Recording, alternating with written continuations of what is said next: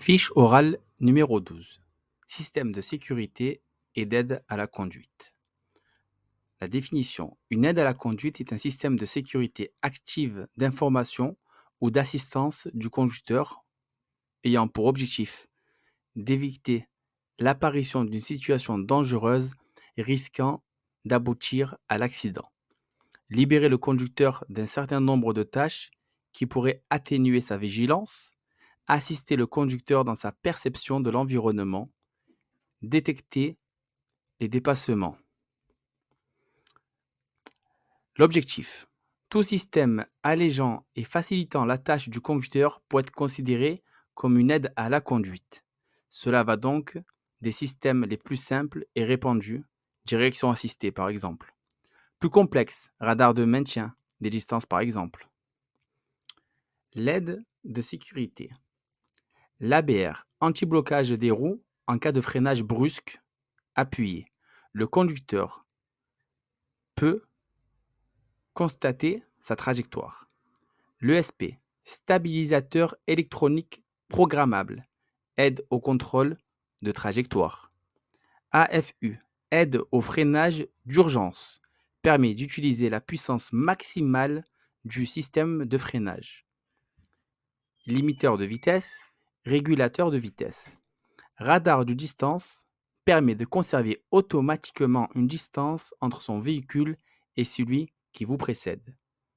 Aide à la navigation par GPS avec avertisseur de zone de travaux et d'embouteillage, détecteur de fatigue, d'inattention, avertisseur de déviation de trajectoire, alerte de franchissement involontaire de ligne blanche, automatisation des tâches, allumage automatique des feux de croisement, essuie-vitre automatique couplé à un capteur d'eau de pluie. Aide au démarrage en côte sur sol glissant, l'anti-patinage, aide au stationnement, radar de détection de distance avant et arrière, ainsi que la caméra de recul et le frein de stationnement électrique. Les dangers.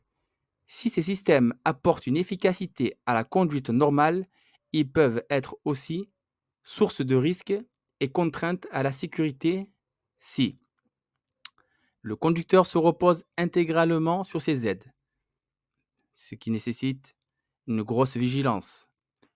Perte des repères, absence d'anticipation, endormissement.